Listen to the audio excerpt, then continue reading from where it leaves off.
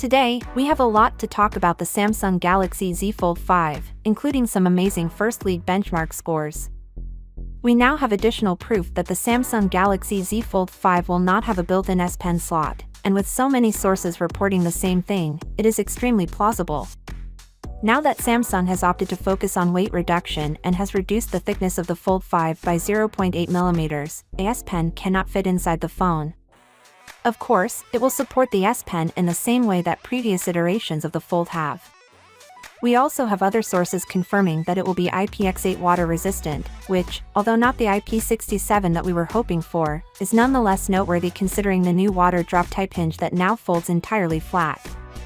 For those who are unaware, the fundamental difference between IPX8 and IP67 is dust resistance. Although the Galaxy Z Fold 5 can be completely submerged underwater, it is not dust resistant. Leaked benchmarks for the upcoming Galaxy Z Fold 5 reveal some pretty outstanding Geekbench 6 numbers. When compared to the S23 Ultras, which have a single core score of 1578 and a multiple score of 5081, we obtain a single core score of 2030 and a multiple score of 5213. Now, it seems to be utilizing the same chipset, so we're not sure whether these are merely optimizations or if the chip has been modified. It's also worth mentioning that, since these benchmarks are so early in the timetable, there's no way to know whether they're accurate.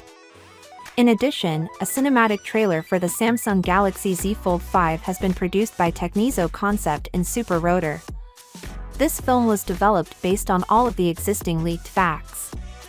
As you can see in the video, it appears to be very similar to its predecessor, but the notable differences are that the device folds completely flat together, and secondly, we have camera lenses similar to the S series where the lenses come out of the rear panel and there is no separate camera module. Now, there are a few photos in this clip that do contain the S Pen, but as we discussed at the beginning of the video, although the Fold 5 will support the S Pen as normal, it will not be putting it within the phone, unlike all of the prior speculations that stated it would. While it is a wonderful gadget, it is unlikely to warrant an upgrade from the 4, but it will be an excellent pick for anybody seeking for their first folding phone or upgrading from a much older Fold.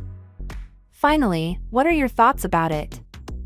So without being said, let me know your thought in the comment below, and if you are new here, please subscribe. Peace out.